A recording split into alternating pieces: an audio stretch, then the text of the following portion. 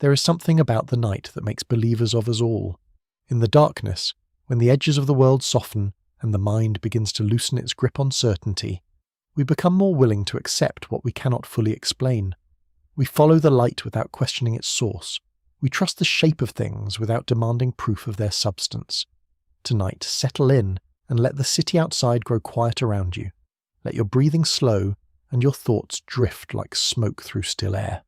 This is a story about illusion and truth, about a man who devoted his extraordinary life to making the impossible appear real, and about a hero whose greatest challenge was never a matter of strength, but of knowing what to believe. If you enjoy stories like this one, please consider subscribing to the channel so that more nights like this one can find their way to you. For now, close your eyes and let the story begin.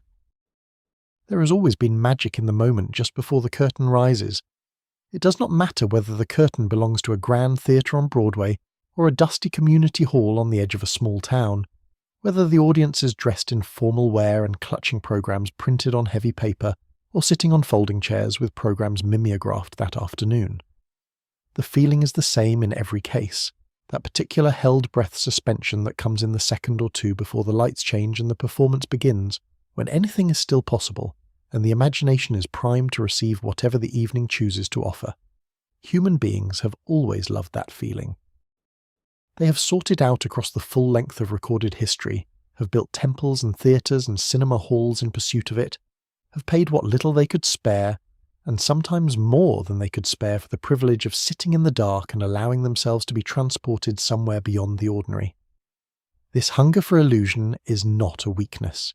It would be easy to describe it that way, to suggest that the willingness to be deceived reflects some deficiency in critical thinking, or some failure of rational judgment. But that reading misses something essential about what illusion actually provides. The smoke and mirrors, the sleight of hand, the carefully constructed false reality presented with enough craft and confidence to displace the real one for an hour or two. These things do not represent an escape from truth so much as a different pathway toward it. Stories told through illusion, through theatre and magic and cinema, have always carried real emotions, genuine insights, actual human truths dressed in the costume of the impossible. The trick is not the point. The feeling the trick produces is the point. The gasp of wonder, the laughter of release, the quiet tears that come when a story reaches its rightful end, these are not manufactured responses to manufactured situations. They are as real as anything that happens in the waking world. The people who create illusions understand this better than anyone. The stagehands who spend long, cold nights rigging equipment so that a single scene can play in the warm light of the following evening. The effects artists who spend months perfecting the chemistry of a single visual moment, testing and revising until the thing they have built behaves exactly as it should. The stunt performers who learn to fall correctly, who teach their bodies to absorb the impact of a collision and emerge looking effortless, who make danger look like grace because they have practiced the transition so many hundreds of times that it has become instinct. These are craftspeople of an unusual kind, skilled in arts that most people will never understand and rarely think about, dedicated to a form of excellence that is defined by its own invisibility. When their work is done perfectly, no one notices the work. They notice only the effect. It is an interesting paradox, and one that has defined an entire profession. The better you are at the craft of illusion, the less credit you receive for it. The special effects technician whose chemical formulas produce the perfect quality of smoke, the exact colour and density that the director imagined, the consistency that looks identical in every take regardless of temperature or humidity, this person succeeds most completely when the audience never thinks about the smoke at all. They think about the actor standing in it. They think about the emotion of the scene. The smoke is simply there, a part of the world the film has created, unremarked upon because it has been done so well that it seems not to have been done at all. Success in this world is indistinguishable from absence. The men and women who devoted themselves to this craft in the middle decades of the 20th century were working in a particularly rich moment for practical effects. The cinema of the 1940s and 1950s had developed an extraordinary range of techniques for producing visual wonders without the aid of the digital tools that would not exist for another generation. These were solutions born of ingenuity and physical experimentation, of understanding chemistry and light, and the precise limitations of a camera lens well enough to produce effects that went beyond what those tools were designed to capture. In Hollywood, in the long institutional buildings that housed the effects departments of the major studios, teams of technicians spent their working lives pushing at the boundaries of what could be made to appear real. They invented new compounds, new mechanical systems, new methods of rigging and framing that allowed directors to show audiences things that had never existed and might never exist, presented with enough verisimilitude that the willing suspension of disbelief required almost no effort at all. The studio system of this era was a world unto itself, hierarchical, demanding, and in many ways deeply unfair to the people whose labour made it function. It was also a place of genuine creative energy and remarkable practical innovation. The craftspeople who worked within it understood their positions clearly. They were not stars, they were not directors, they were not even, in many cases, particularly well paid, but they were essential, and many of them knew it, took quiet pride in knowing it, found satisfaction in the knowledge that without their particular expertise, the whole elaborate enterprise would simply not be possible. The films that audiences adored, the spectacles that drew crowds around the block on opening weekends, the scenes that became the cultural touchstones of a generation, all of these depended on the invisible labour of people who could make a soundstage in Burbank look like ancient Rome, or a tank of water look like the open ocean, or a carefully controlled explosion look like catastrophe. Among the many disciplines that contributed to this world, stunt work occupied a particular place. The stunt performer's art was the most visceral and the most physically demanding of all the crafts involved in filmmaking. It required not just physical courage but an analytical mind, the ability to break down a dangerous movement into its component parts to understand exactly what needed to happen and exactly how the body needed to be positioned to produce the desired visual effect while minimizing the risk of genuine injury. The best stunt performers were athletes and engineers simultaneously, people who understood physics through their bodies, who could calculate in the space of a glance the trajectory, the timing, and the physical cost of a fall or a collision. They were also always aware of the camera. They understood that their work existed to be filmed, that the angle of a fall and the position of a limb and the precise moment at which the head turned would all determine whether the shot was usable or whether the whole sequence needed to be repeated. They were performers in the deepest sense of the word, even if their faces were never seen. What drew a person to this life was rarely simple to explain. The money was inconsistent and the physical toll was considerable, accumulating across a career in ways that were not always apparent until later years when old injuries announced themselves with renewed insistence. The recognition was minimal. The work was demanding and dangerous, and offered almost none of the glamour associated with the industry it served. And yet the people who chose it, who stayed in it, who devoted years and sometimes decades to its particular discipline, were rarely people who described themselves as having made a reluctant choice. There was something in the work itself that answered a need, that provided a satisfaction available nowhere else, the satisfaction of having mastered something genuinely difficult, the satisfaction of having made the impossible look easy, the satisfaction of walking away from a sequence that could have gone wrong in a dozen ways and knowing that it had gone right because of everything you understood and everything you had prepared. There was also, for some of these people, something deeper, a need not merely for competence but for recognition of a particular kind. Not fame, necessarily, not the audience's attention, but the respect of people who understood what they were seeing. The acknowledgement from peers and employers that what had been accomplished was exceptional, that the craft on display was not merely adequate but remarkable. For most working in the practical effects and stunt world of mid-century Hollywood, this need was modest and manageable, satisfied by the quiet nod of a respected director or the approval of a colleague whose own standards were uncompromising. But for some, the need was larger than that, more persistent, less easily quieted, the kind of hunger that professional success could feed but never fully satisfy, that turned every achievement into evidence of what had not yet been achieved, that measured accomplishment always against the larger recognition still withheld. This particular hunger, in the right person, under the right circumstances, could become the most powerful force in a life. It could drive extraordinary things. It could also, when it was not met, curdle into something much more dangerous than ambition. Quentin Beck was born into a world that had very little patience for the kind of person he was going to become. The The town was small and unremarkable, the sort of place where ambition was regarded with a certain polite suspicion, where people who wanted more than what was locally available were understood to be making a quiet criticism of everything that was being offered. His family was not poor exactly, but they were not comfortable in the way that allows a child to believe the future is simply a matter of choosing which good thing to reach for first. His father was a practical man who valued practical things, who measured the worth of an activity by its usefulness and its legibility, who could appreciate a well-built fence or a reliable engine, but found it difficult to know what to do with a son who spent his evenings reading about stage magic and cinema, and who could reproduce with uncanny accuracy the sleight-of-hand tricks he had seen performed by travelling entertainers at the county fair. There was no cruelty in the father's incomprehension. He simply could not find the vocabulary for what his son was doing, could not locate the frame of reference that would have allowed him to see Quentin's abilities as abilities rather than as a particularly elaborate form of time-wasting. His mother was warmer toward the boy's interests, though not much better equipped to understand them. She recognized that her son was different from his peers in ways that were not easily categorized, that his mind worked with an unusual speed and made connections that other children his age did not appear to make, that his hands possessed a dexterity and a natural intelligence that went beyond anything she could account for by environment or instruction. She encouraged him, in the careful hedging way of a woman who did not want to set expectations too high or too visible, who understood that the world had a way of disappointing the people who hoped for too much from it.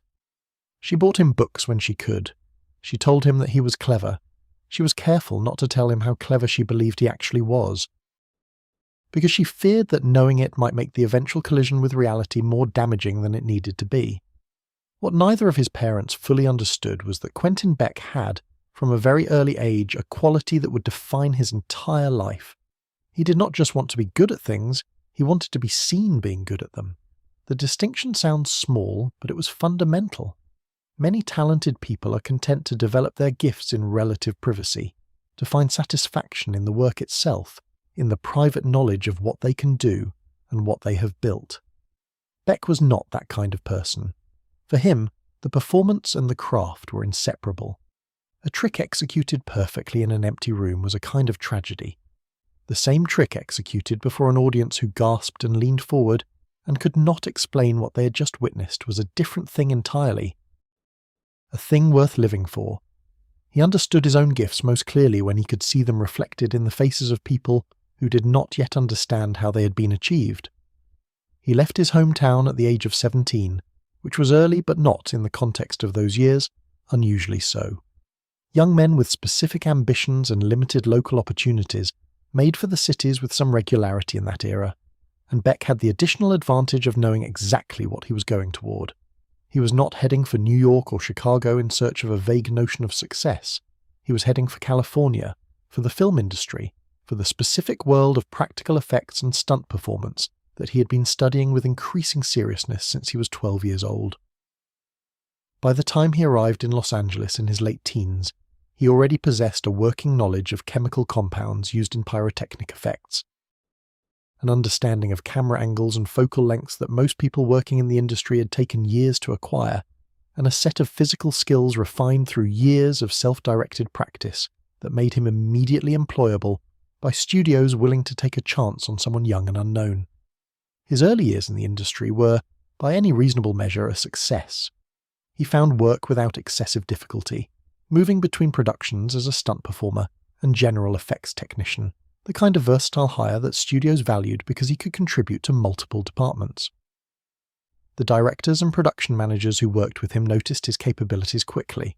He was fast and he was precise, two qualities that mattered enormously on a film set where time was money in the most literal possible sense. He did not require extensive instruction once he understood what was needed. He could look at a problem, grasp its parameters, and arrive at a workable solution with a speed that impressed people who had spent their careers doing exactly this kind of work. He was also, and this mattered in a world built on physical performance, extraordinarily capable in the body. His reflexes were exceptional, his spatial awareness remarkable, his ability to execute complex physical sequences under pressure, the kind that came from deep practice rather than natural gift, though natural gift was present too. He became known within the stunt community as someone who could be trusted with difficult work, who would not only perform a dangerous sequence safely, but would find ways to make it look better than the director had imagined it. There was a generosity in this that his colleagues appreciated, though it coexisted with something else, something harder to name but consistently present, the sense that Beck was always also performing for some internal audience whose standards were higher than anyone else's, always measuring his own output against a benchmark that was located somewhere out of reach. The particular skills that set him apart from other talented people in the same industry were his abilities with chemical effects and visual illusion. Where most stunt performers developed deep expertise in the physical craft and a working knowledge of the technical side, Beck had pursued the technical knowledge with the same seriousness he brought to the physical. He understood how smoke behaved in different atmospheric conditions, how to adjust its density and dispersal to achieve specific visual effects under specific lighting conditions. He understood the chemistry of controlled fire, the variables that determined its color and its movement and its apparent ferocity. He understood optics well enough to construct devices that could bend and redirect light in ways that cameras would record as something other than what they were. He had developed, through years of quiet experiment, techniques for producing visual effects of considerable sophistication, using tools and compounds that were either commercially available or easily manufactured, which meant that his methods were both effective and independent, requiring no specialized industrial equipment and no team of assistants to execute. These abilities would have made him enormously valuable to any production willing to give him the scope to use them. The difficulty was that the film industry of that era was not, in general, a place where scope was given freely to young technicians with unconventional approaches. The studio system operated through established hierarchies and established methods, and the people at the top of those hierarchies had, in many cases, spent their careers defending the methods they knew against the innovations proposed by people who had not yet paid what the system considered to be sufficient dues. Beck's ideas were welcomed when they were practical and incremental, when they solved a specific problem in a way that fit within the existing framework of a production. When they were more ambitious than that, when they pointed toward possibilities that would have required rethinking the way a sequence was conceived rather than simply improving the way an existing sequence was executed, they were politely set aside. He spent his 20s working on films whose credits would not list his name prominently, and whose most visually memorable moments owed more to his ingenuity than most audiences would ever know. There was a particular science fiction production from the late 1950s whose climactic sequence, a sustained and visually complex illusion of a spacecraft traveling through an alien atmosphere, was built entirely around a technique Beck had developed in his own time and brought to the production as a proposal. The sequence was used. The technique was admired by the people who understood it. Beck's contribution was acknowledged internally in the way that such contributions were acknowledged, with a word of appreciation from the director and a modest additional payment. His name appeared in the credits, in a position that reflected his general role on the production, rather than his specific contribution to its most distinctive element. He understood, intellectually, that this was how the system worked. He did not, in any emotional sense, accept it. The roles that would have given him the visibility he wanted, the positions of creative authority that would have allowed him to be publicly identified with the quality of his work, remained consistently out of reach during these years. He was not, and he was clear-eyed enough to understand this, the kind of person the industry cast in authority. He was not physically imposing in the way that commanded automatic deference. He did not have the easy social confidence that allowed certain people to move through professional rooms as if they already owned them. His intelligence was evident to anyone who engaged with him seriously, but it expressed itself in ways that could read, to people who were not paying close attention, as arrogance rather than confidence, as impatience rather than precision. He had, in short, the qualities that make someone difficult to promote and easy to undervalue, and the industry around him, with the reliable indifference of systems that are not designed to notice individual worth, did both. What sustained him through this period was not contentment. It would be inaccurate and unkind to describe Beck as someone who had made peace with his professional circumstances during his 20s and early 30s, who had found equilibrium between his ambitions and his actual situation. He had not. What sustained him was the work itself, the genuine pleasure he took in the craft when the craft was going well, the deep satisfaction of a problem solved with elegance, the particular joy of a technique executed so precisely that even he, who understood exactly how it had been done, could experience a flash of wonder at the result. He was, despite everything, a person who loved what he did. The love was complicated by the hunger, always, by the awareness of what the work deserved and was not receiving. But it was real, and it was the thing that kept him returning each morning to a profession that was, in the most essential ways, failing to give him what he needed from it. He was in his mid-30s when the slow erosion of professional satisfaction finally reached a point that could not be sustained by the pleasure of the craft alone.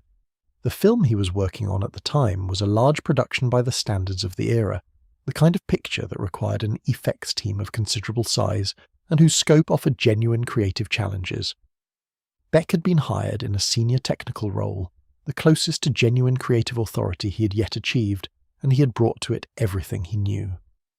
The sequence he designed for the production's climax was, by his own assessment and the private assessment of several colleagues, the finest work he had produced. The director acknowledged it. The producer acknowledged it. The sequence appeared in the finished film exactly as Beck had constructed it, and was noted by critics as one of the picture's most impressive achievements. The name cited in those reviews was the director's. It was not the first time this had happened, and Beck understood the conventions well enough to know that it would not be the last. But there was something about this particular instance, the scale of the contribution, the quality of the work, the specificity of the critical attention paid to the very element he had created, that made the invisibility feel less like an occupational condition and more like a deliberate erasure. He sat with that feeling for a long time afterward. He turned it over and examined it from different angles, the way he examined technical problems, looking for the solution that would resolve it. He did not find one. What he found instead was a different kind of clarity, the cold, settling recognition that the system he had spent his career working within was not going to change, that no amount of exceptional work performed within its existing structures would produce the recognition he needed, and that if he was going to be seen as what he actually was, he was going to have to find a different stage entirely. The clarity that settled over Quentin Beck in the aftermath of that production did not arrive with the dramatic force of a revelation. It came quietly, the way most genuinely consequential shifts in a person's thinking arrive, not as a sudden light, but as a gradual adjustment of focus, a slow reorientation of attention toward possibilities that had always been present but had not previously seemed worth examining seriously. He did not wake one morning having decided to become something other than what he was. He simply began, in the unhurried way of a man with a great deal of technical knowledge and a great deal of time to think, to consider what else his particular set of abilities might be used for. The first experiments were modest and almost entirely intellectual in nature. Beck had spent years studying the psychology of perception, the science of how human beings process visual information, and the specific exploitable gaps between what the eye receives and what the mind concludes. This knowledge had served him well in his effects work, where understanding the limits of human perception was essential to knowing how much a trick needed to do, and how much it could safely leave to the audience's own willing completion of the illusion. Now he began to think about those gaps in a different context entirely, not the controlled environment of a film set, where every variable could be managed, and the audience was already primed to accept the impossible, but the open and unpredictable environment of the real world, where people were not expecting to be deceived, and where the same psychological mechanisms that made cinema magic possible operated without the protective frame of acknowledged fiction. He conducted small tests, carefully designed and meticulously documented. He wanted to understand the differences between cinematic illusion and real-world deception, to map the ways in which his existing skills would transfer and the ways in which they would require modification. What he discovered confirmed much of what he had theorized and surprised him in several specific details that he found genuinely interesting. People in uncontrolled environments were, in certain respects, more susceptible to visual deception than cinema audiences, because they lacked the cognitive preparation that came from sitting down in a darkened theatre and consciously agreeing to engage with a constructed reality. They were simply living their lives, their attention distributed across 100 mundane concerns, their perceptual systems set to the low-level monitoring mode of everyday existence rather than the focused receptivity of an audience. A well-constructed illusion, deployed in this context, did not need to be as technically perfect as it would need to be on film. It needed only to be good enough to slip past the distracted, overloaded, assumption-laden processing system of an ordinary person going about an ordinary day. He also discovered that his chemical knowledge gave him advantages in real-world deception that went well beyond anything useful in a film production context. The compounds he had developed for creating smoke effects of specific densities and colours could, with relatively minor reformulation, produce gases with properties that went considerably further than visual obscuration. Compounds that induced mild disorientation, compounds that created brief but pronounced hallucinations, sufficiently vivid to displace the victim's experience of reality for a period of seconds or minutes, long enough for any number of useful things to occur. He developed these formulas with the same careful, methodical attention he had always brought to his technical work, testing, refining, documenting results with the discipline of a serious researcher.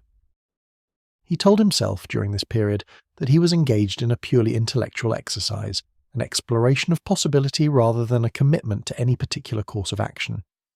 He was not certain, even at the time, that he entirely believed this. The first practical application of his new capabilities was small enough that it barely registered as a crime, or so he framed it to himself.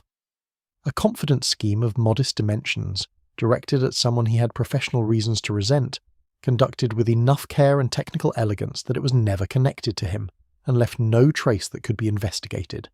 He constructed the illusion, deployed the relevant compounds, achieved the desired outcome, and walked away with a sum of money that was not large but that represented something beyond its monetary value.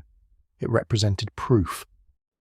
The skills he had spent his career developing, the knowledge that the film industry had used and undervalued and declined to properly acknowledge, worked in this new context with a precision and effectiveness that the industry itself had never fully allowed him to demonstrate. The world, it turned out, was a more susceptible audience than any he had worked for previously. He paused after this first success and spent some weeks in careful reflection. He was not a person who acted without thinking, and the step he was considering taking, the decision to continue and to escalate, was not one he was willing to take carelessly. He examined his own motivations with something approaching clinical detachment, trying to understand what he actually wanted and whether the path he was considering had any realistic chance of providing it. Recognition, he concluded, was still the core of it. The need to be seen as exceptional, to have his abilities acknowledged by an audience capable of appreciating them, had not diminished through the years of professional disappointment. If anything, it had grown more acute, sharpened by the sustained frustration of watching lesser abilities receive greater recognition in a system rigged to reward visibility over substance. What criminal activity offered, he recognized with characteristic precision, was a particular kind of visibility.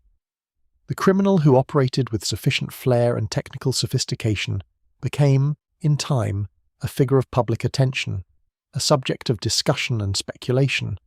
The newspapers covered such people. The police studied them.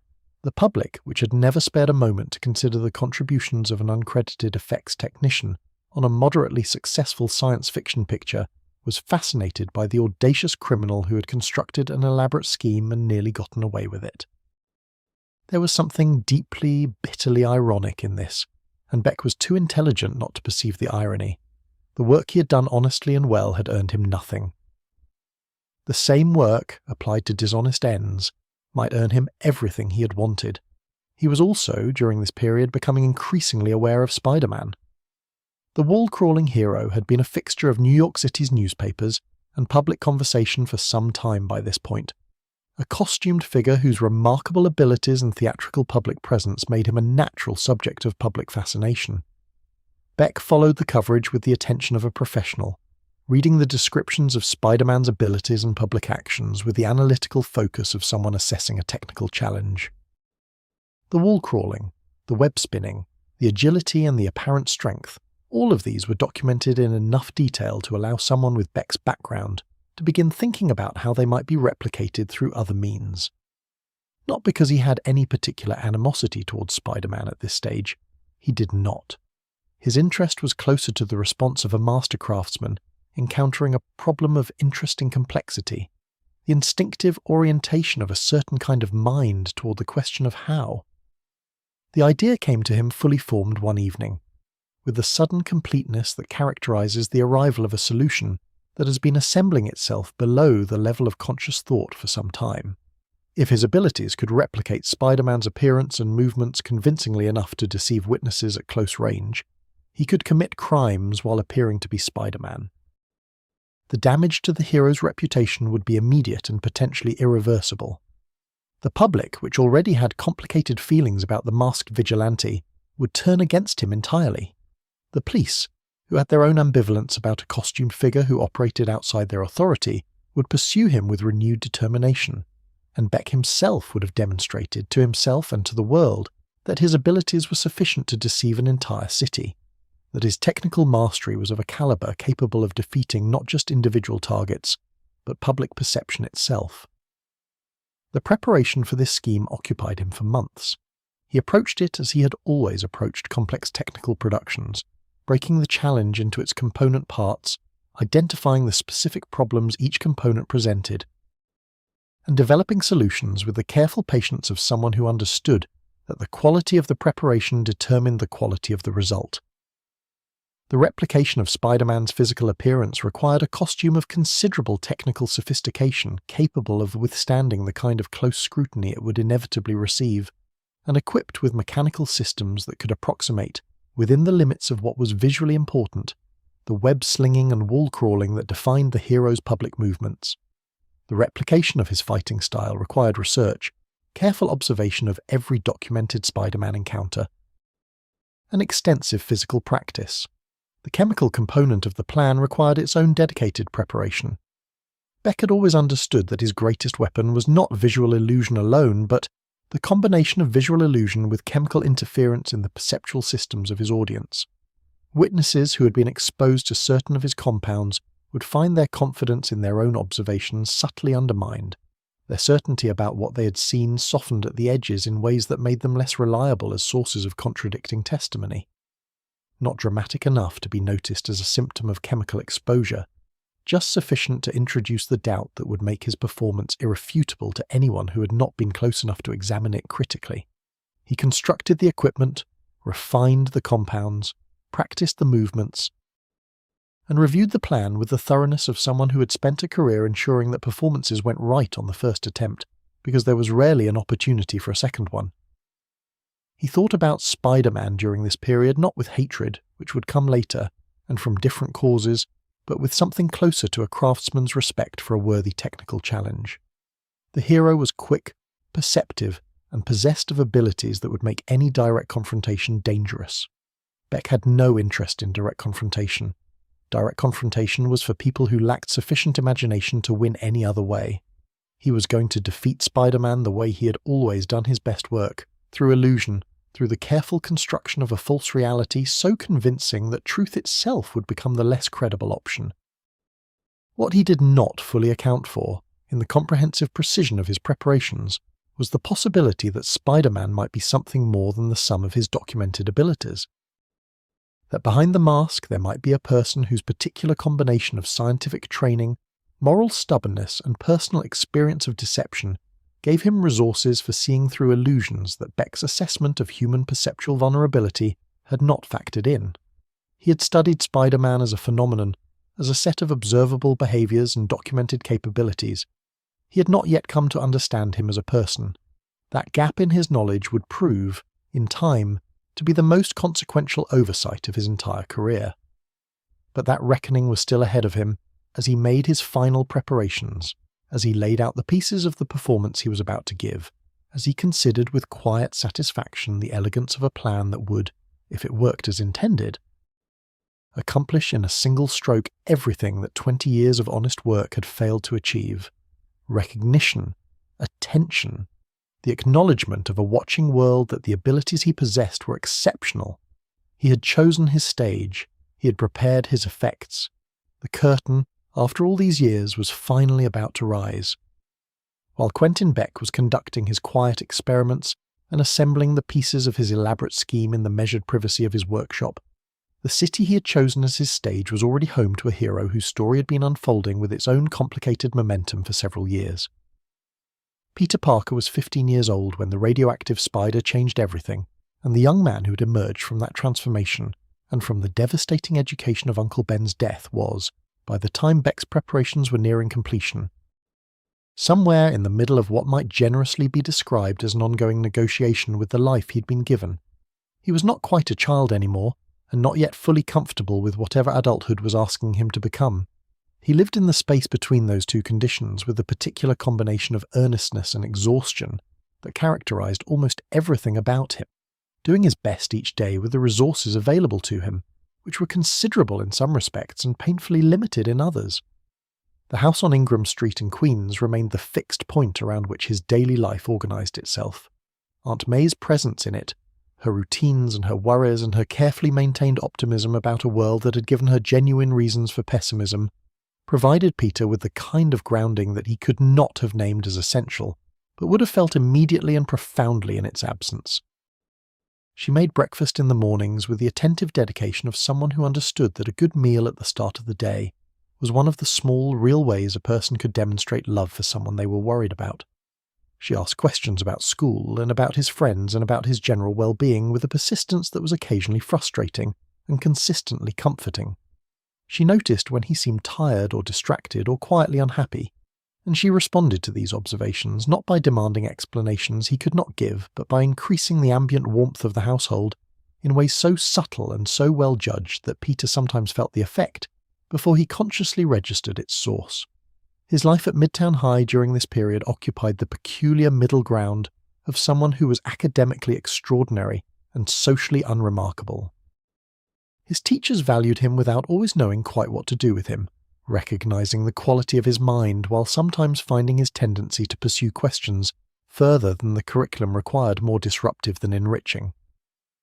His classmates maintained the comfortable distance that had always existed between Peter and the social mainstream of adolescent life.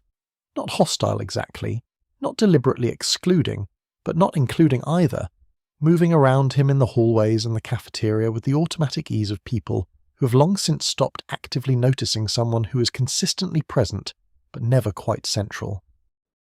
Flash Thompson continued to occupy his particular role in Peter's school experience with the reliable consistency of someone performing a part that the social ecosystem of the school seemed to require. The bullying had not escalated into anything more serious than it had always been, but it had not diminished either, and Peter navigated it with the patient, slightly weary composure of someone who had decided that engaging with it directly cost more than the alternative.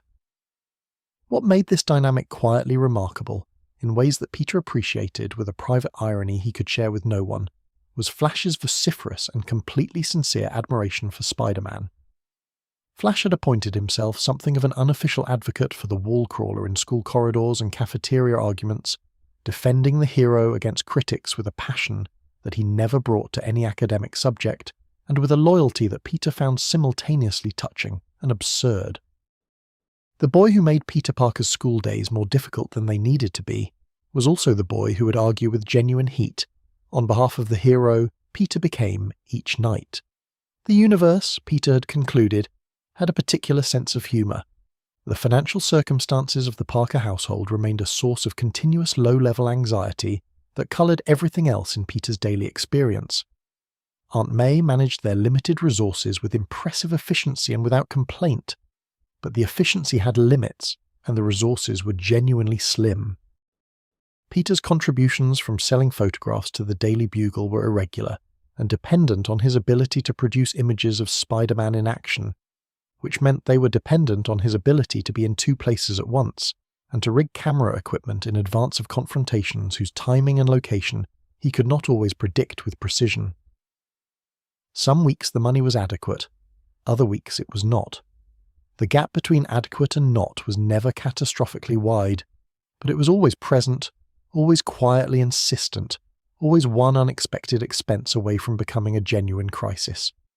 It was the Daily Bugle connection that brought Peter into the orbit of J. Jonah Jameson, with a regularity that was both professionally useful and personally challenging in ways that required ongoing management. Jameson was a force of considerable magnitude in his own professional context, a publisher and editor of genuine ability whose instincts for what readers wanted, and whose willingness to pursue stories that more cautious organizations would have avoided, had made the Bugle one of the most read newspapers in the city. He was also, in Peter's specific experience, a man whose convictions about Spider-Man were so thoroughly settled and so vigorously expressed that any space between them and actual fact had long since been wallpapered over with editorials. Jameson's campaign against Spider-Man was not, and this was the part that Peter found most genuinely difficult to dismiss, entirely without internal logic. The concerns that Jameson raised about a masked vigilante operating outside the law, accountable to no one, potentially dangerous to the innocent bystanders who found themselves adjacent to his confrontations with criminals, these were not invented concerns. They were real concerns, held by real people, and Jameson articulated them with the conviction of someone who believed absolutely in what he was saying. The problem, from Peter's perspective, was the gap between the legitimate concern and the conclusion Jameson reliably drew from it. The leap from, "this raises questions worth asking," to "this person is a menace who must be stopped," executed with such confident velocity that the questions themselves were never actually examined. The editorials landed in the city's public consciousness with the authority of settled verdicts, rather than the tentativeness of open questions, and their cumulative effect on how ordinary New Yorkers thought about Spider-Man was measurable and real. Peter sold his photographs to Jameson's paper with the particular psychological complexity of someone who understood that he was providing ammunition for attacks on himself. The money was necessary. The photographs were, from a purely journalistic standpoint, genuinely newsworthy. And there was something in the arrangement that appealed to the part of Peter that had always found the universe's sense of irony more interesting than upsetting. He sat across from Jonah Jameson in the Bugle's offices, accepting the man's assessments of the photographs and his complaints about the prices being asked, and maintained the expression of a mildly harassed teenage freelancer, while internally observing the situation with the detached appreciation of someone watching a very elaborate and very unwitting performance. Betty Brant's presence in those offices provided a consistent point of genuine warmth in the otherwise complicated emotional landscape of his Bugle visits. She was kind to Peter in the uncomplicated way of someone who simply found him worth being kind to, who saw the intelligence and the earnestness beneath the awkward exterior and responded to them directly, without the social calculations that most people brought to their interactions with someone of Peter's age and apparent standing. Their conversations were easy in a way that Peter's social interactions rarely were, and he valued them with a quiet gratitude that he expressed, characteristically, by being slightly more articulate and slightly less self-conscious than he managed in most other contexts. The powers themselves, which had initially felt like an overwhelming and only partially understood transformation, had settled by this period into something that Peter understood with considerably more confidence, even as they continued to produce situations that no amount of understanding could make entirely manageable. His web shooters were his own design, mechanical devices of genuine engineering sophistication that he had built himself from materials purchased with money he did not have to spare, and they worked with the reliability of something made by someone who understood exactly what they needed to do and exactly how to make them do it. His spider sense had developed into an awareness so integrated with his normal perception that he sometimes forgot it was not simply a faculty everyone possessed, until some moment of unusual clarity reminded him of the difference between the information it provided and what normal human senses could access. The physical demands of maintaining a nightly patrol while attending school and managing the various obligations of his daily life had produced a baseline level of tiredness that Peter had more or less stopped noticing because noticing it did not change anything. He slept when he could, ate more than Aunt May could entirely account for given their grocery budget, and moved through his school days with the slightly abstracted quality of someone whose mind was partly located somewhere other than the immediate present. His teachers attributed this to the normal distraction of an intelligent teenager, not sufficiently challenged by the curriculum. They were not entirely wrong, though the nature of the distraction was somewhat different from what they imagined. What Peter was doing, in those nightly patrols through the streets and across the rooftops of Queens and Manhattan, was something more complex than simple crime prevention, though crime prevention was certainly the most visible component. He was also, in ways he did not always articulate clearly even to himself, conducting an ongoing conversation with Uncle Ben's memory, measuring each decision and each action against the standard that his uncle's death had established, and finding, on most nights, that the measurement was both necessary and painful. The standard was not impossible, but it was uncompromising in specific ways that could make the ordinary texture of heroic work, the small victories and the acceptable losses and the situations where the right answer was genuinely not clear, more emotionally demanding than it would have been for someone operating without that particular internal compass. He was, in short, a young man of considerable ability and genuine goodness, navigating a life that asked more of him than most people his age were asked to give, doing so without the support of anyone who fully understood the nature of the demands being made and managing all of it with a grace that was more admirable for being entirely unrecognized. He was not looking for a new challenge. He had sufficient challenges already, arranged in a queue that extended further than he could see. But the city he protected was also the stage that Quentin Beck had selected, and the hero who patrolled its rooftops was the performance Beck had spent months preparing to give. Whether Peter Parker was ready for what was coming was, in the most honest assessment, beside the point. It was coming regardless. The morning it began was unremarkable in the ways that mornings before significant things tend to be unremarkable, as if the ordinary world makes a point of offering nothing in the texture of an ordinary day that might serve as warning or preparation for what is coming. Peter had been up late the night before, not on patrol but working on a chemistry problem that had occupied the back of his mind for several days, sitting at his desk in the small focused pool of his lamp while the rest of the house settled into its nighttime quiet around him. He had gone to sleep later than he should have, and woken to Aunt May's voice at the bottom of the stairs with the particular reluctance of someone whose body understands that the sleep it received was not quite sufficient, but whose obligations do not negotiate with that understanding. He had eaten breakfast, gathered his school things, exchanged the brief and comfortable morning conversation with May that was one of the reliable small pleasures of his daily life, and left the house on Ingram Street in the thin early light of a morning that smelled of cut grass and distant rain, and gave no indication whatsoever that somewhere across the city a man in a workshop was making his final preparations for a performance that would change both their lives. The reports began appearing in the afternoon editions of the city's newspapers, though Peter did not see them until after school. Sitting at the kitchen table with the paper spread before him and the particular quality of attention he brought to Spider-Man coverage, the dual awareness of someone reading about themselves from the outside, observing the gap between what the reports described and what he knew to have been the actual texture of events, except that on this particular afternoon, reading these particular reports, the gap was not the familiar one between reported fact and remembered experience. The gap was different in kind and deeply unsettling in implication. The reports described Spider-Man committing crimes. Not the ambiguous interventions that Jameson's editorials had habitually reframed as reckless endangerment, but straightforward criminal acts, robbery and assault, witnessed by multiple people at close range in broad daylight, attributed without apparent uncertainty to the figure in the red and blue costume. Peter read the accounts twice, then a third time, with the careful attention of someone looking for the error that would resolve the confusion. The witnesses were specific, the descriptions were consistent, the locations were real places he knew, streets he had patrolled, neighborhoods whose geography he understood in the detailed physical way of someone who had moved through them at rooftop level on hundreds of separate evenings. He had not been in any of those locations at the times described. He had not committed any of the acts described. He knew this with the absolute certainty available only to someone who possesses direct and unmediated access to the facts of their own experience. And yet the reports existed, grounded in witness testimony that showed no obvious signs of confusion or fabrication, describing a Spider-Man who had done things that Spider-Man had not done. The editorial that accompanied the reports in the Bugle carried Jameson's voice in every sentence, the particular cadence of a man who had long believed something and was now experiencing what felt to him like confirmation.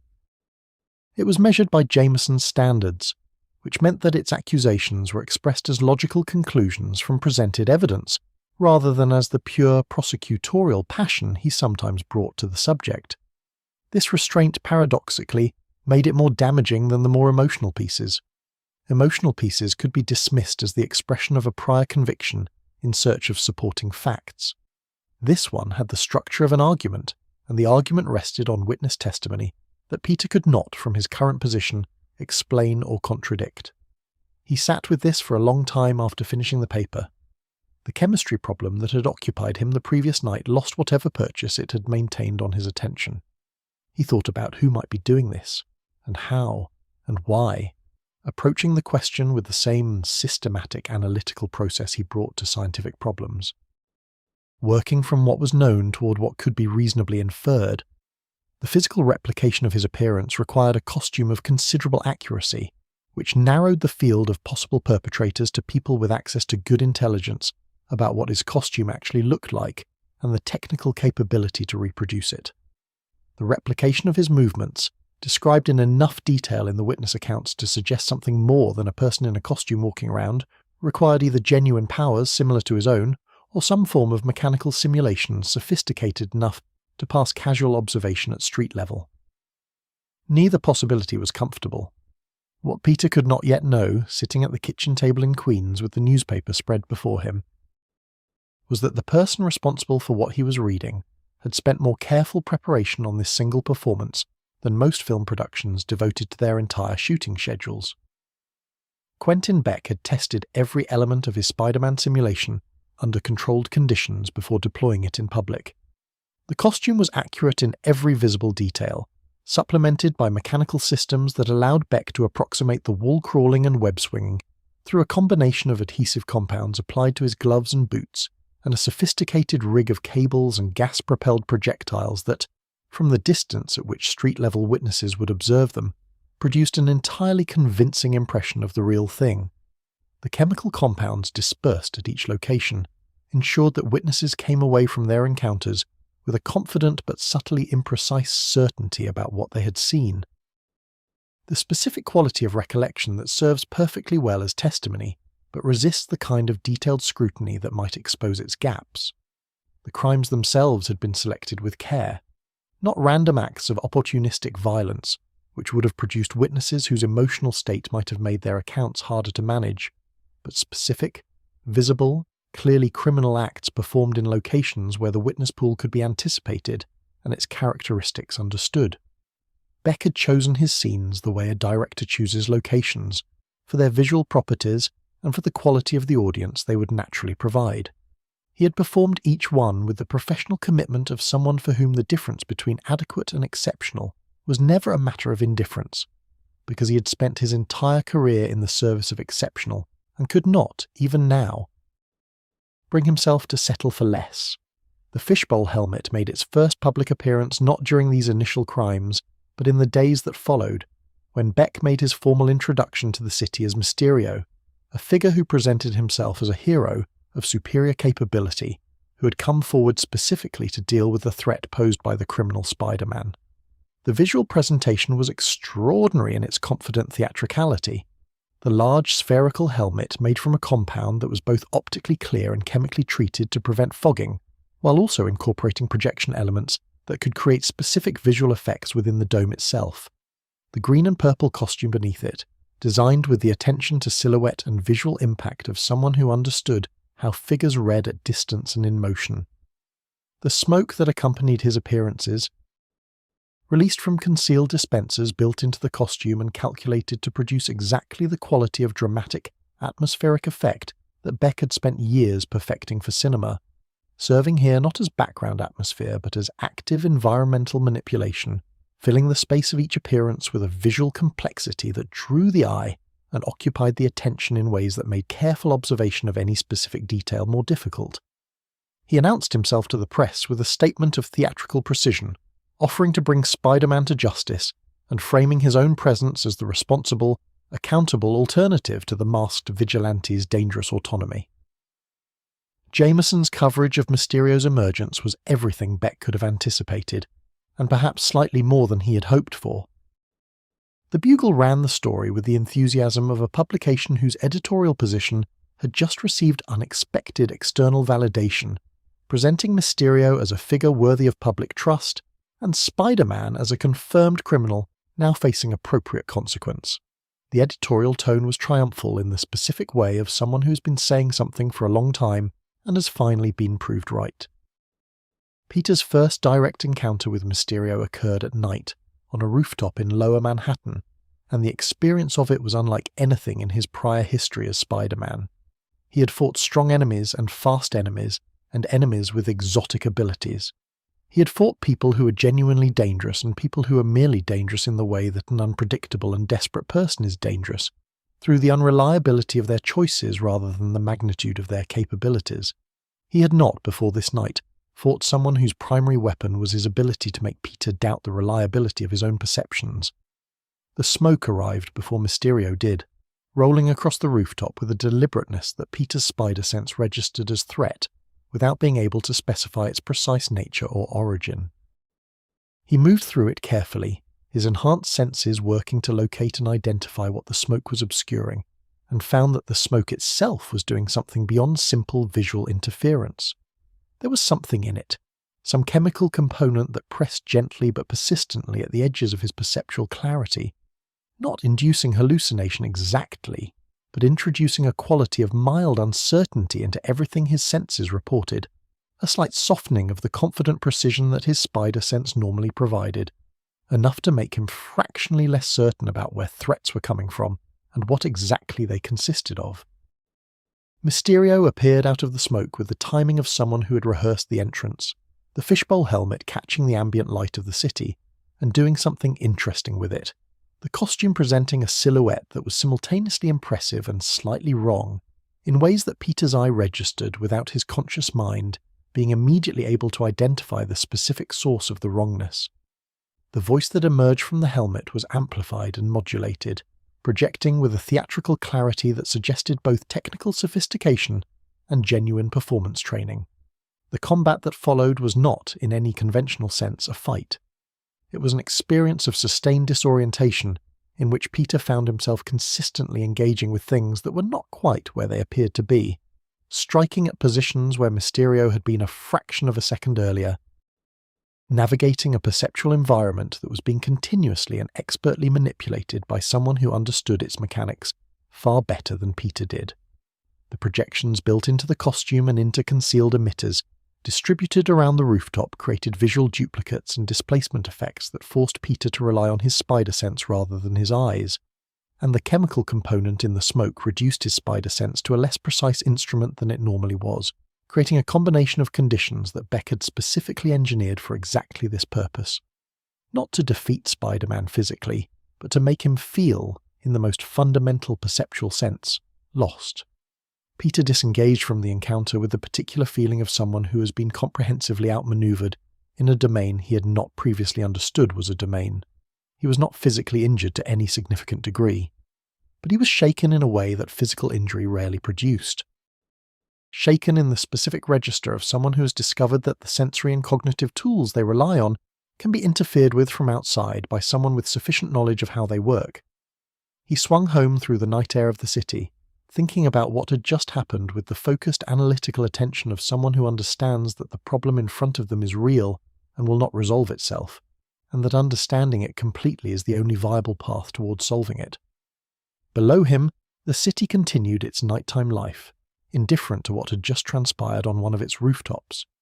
Somewhere in that city, Quentin Beck was removing his helmet and assessing the evening's performance with the critical eye of a craftsman reviewing his own work, noting what had gone well and what might be refined, feeling the particular satisfaction of a plan executing as designed. The curtain had risen, the performance was underway, and the audience, as yet, had no idea they were watching an illusion. The days that followed the rooftop encounter settled over Peter Parker with the particular weight of a problem that does not announce its full dimensions immediately, but reveals them gradually, each new development adding to a picture that was becoming harder to look at directly. The public conversation about Spider-Man had shifted in a way that was qualitatively different from anything Jameson's sustained editorial campaign had previously managed to produce. The campaign had always operated against a background of genuine public ambivalence, a citywide conversation in which Spider-Man's defenders and critics existed in roughly comparable numbers, and in which the hero's visible actions provided ongoing counter-evidence to the most extreme accusations being levelled against him. Ordinary people who had witnessed Spider-Man stopping a robbery, or pulling someone from a dangerous situation, carried those memories into the conversation and applied them, quietly but persistently, against the narrative Jameson was attempting to establish. The result had been a kind of equilibrium, uncomfortable for Peter but stable, in which his reputation remained contested rather than settled. What Beck's scheme had done, with the precision of a surgical intervention into that equilibrium, was introduce evidence that the existing defenders could not easily absorb or explain away. These were not Jameson's characterizations of ambiguous events. They were witness accounts of specific criminal acts delivered by ordinary people with no apparent axe to grind, whose descriptions were consistent with each other and with the known appearance and capabilities of Spider-Man. The witnesses were not hysterical or unreliable in the ways that allowed skeptics to discount testimony. They were the kind of witnesses whose accounts a reasonable person would find credible, and their credibility was doing damage to Spider-Man's reputation that the hero's own continued good behavior could not immediately undo, because good behavior in the present does not erase witnessed bad behavior in the recent past, at least not in the court of public opinion, which operates by different rules than the courts that deal in evidence and procedure. Peter understood this dynamic with uncomfortable clarity as he moved through his school days in the aftermath of the first Mysterio encounter. Listening to the conversations happening around him with the dual attention of someone who was both a participant in the social world being discussed and an invisible stakeholder in its conclusions. The conversations were not uniformly hostile. There were still people, Flash Thompson loudly and persistently among them, who maintained that the reports did not represent the Spider-Man they knew, and that some alternative explanation must exist. But the confidence with which this position was held had diminished noticeably, and the arguments offered in its support had taken on the slightly strained quality of someone defending a position they are no longer entirely sure of against evidence they cannot fully account for. The most painful conversations were the ones that were not about Spider-Man directly, but in which his situation was present as an unspoken context. Peter sat in classrooms and listened to discussions of responsibility and accountability and the dangers of individuals who operated without oversight, and felt the specific discomfort of someone hearing a case being made against themselves that they cannot answer without revealing things they cannot reveal. The arguments were not always wrong in their general principles. The problem was not the principles, but their application to a specific situation. The people making the arguments did not understand accurately, and the impossibility of correcting the misunderstanding without consequences that would extend far beyond any single conversation. The mechanical challenge of identifying Mysterio and proving the frame-up was one that Peter approached with the systematic focus he brought to scientific problems, because it was, in the most fundamental sense, a scientific problem. Someone had produced a sufficiently accurate simulation of Spider-Man's appearance and movements to deceive multiple witnesses at close range. Understanding how that simulation worked was the necessary first step toward demonstrating that it was a simulation and not the genuine article. This required understanding what the witnesses had actually observed, which meant reading every account carefully and analytically, looking for the specific details that distinguished a technically sophisticated imitation from the real thing, the places where the simulation had been necessarily imperfect, and where those imperfections had either gone unnoticed or been registered as anomalies that the witnesses had unconsciously smoothed over in the process of constructing their recollections. He found the threads gradually, working through the accounts with the patient attention of someone who has learned that the most important information in a complex situation is usually not the most prominent. The witnesses consistently described Spider-Man moving with great agility and using his web lines effectively, but the specific descriptions of the web lines were subtly different in character from what Peter knew web lines actually looked like and how they actually behaved. The weight, the trajectory, the way they attached to surfaces and supported movement. These small physical details were wrong in ways that were individually easy to miss, but collectively suggestive of a mechanical simulation rather than the biological reality. Someone had built devices to approximate web slinging, and had built them well enough to pass casual observation, but had not been able to account for every variable in the physical behavior of the actual thing because they had only external observation to work from, and could not know the details that were not visible from the outside. The chemical component took longer to identify, because its effects were not directly observable in the witness accounts and could only be inferred from a pattern of description that was, on examination, consistently slightly vaguer in its specific details than accounts of genuinely observed events tended to be. Peter had enough scientific knowledge to recognize the pattern once he was looking for it. The particular quality of confident imprecision that certain compounds could produce in human perception and recollection, inducing not false memories but a subtle instability in the edges of real ones that made witnesses unreliable in ways they themselves were not aware of. This was sophisticated work, considerably more sophisticated than anything a simple criminal with access to a costume shop could have produced, and it reoriented his thinking about who he was dealing with in ways that were both clarifying and, in their own way, impressive. The investigation he conducted during this period required him to maintain the appearance of a normal school routine while conducting research that he could not explain to anyone around him, and pursuing lines of inquiry that led him into parts of the city, and conversations with people that required explanations he was constantly improvising. Aunt May noticed the distraction and attributed it to a combination of academic pressure and the social difficulties she knew, in general terms, that Peter navigated. She increased the warmth and the home-cooked meals with her characteristic quiet attentiveness, and Peter received both with a gratitude he felt more fully than he was able to express, knowing that what she was offering was genuine care directed at a problem she was misidentifying, and that the misidentification was his responsibility and not hers. The moment of breakthrough came not from a single decisive discovery, but from the convergence of several smaller ones, each individually suggestive and collectively conclusive. The mechanical systems required to simulate web-slinging at the level of fidelity the witnesses described were not commercially available and could not be improvised from ordinary materials. They required specialized knowledge of both mechanical engineering and material science, along with practical experience of the specific physical challenges involved in producing convincing movement effects under real-world conditions. The chemical compounds involved in the perceptual interference required not just knowledge of their effects, but understanding of how to deploy them effectively in open-air environments with variable atmospheric conditions.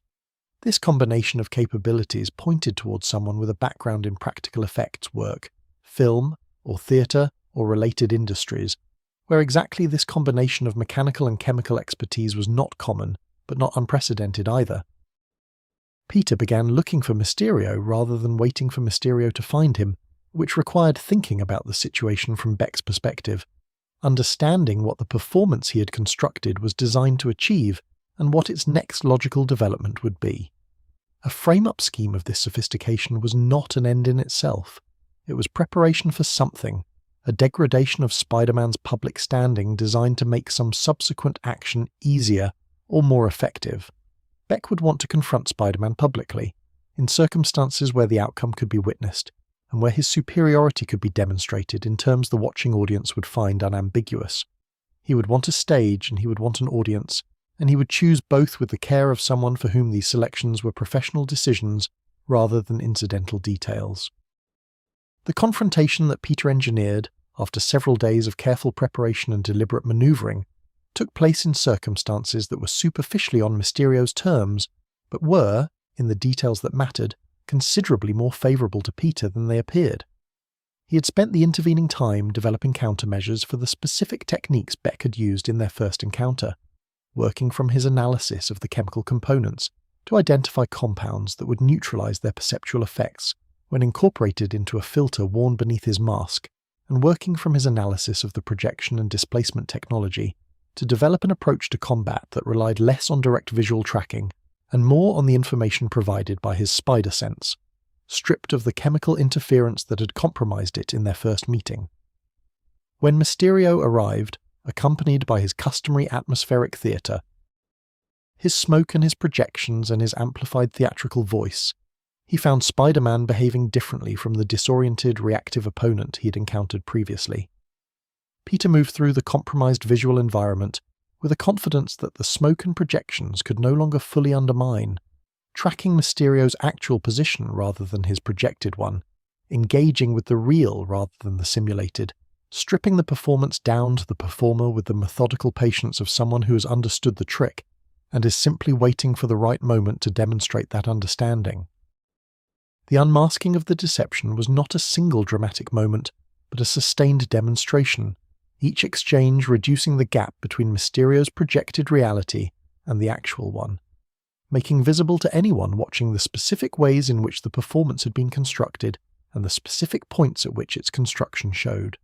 When Peter finally spoke the words that named the truth of what Beck had done, that named the costume and the chemicals and the mechanical web simulators and the perceptual interference compounds, he spoke them not with triumph, but with the quiet precision of someone presenting the results of a careful analysis. And the effect was not the dramatic unmasking of theatrical tradition, but something quieter and more complete, the simple collapse of an illusion in the presence of someone who had taken the time to understand it fully.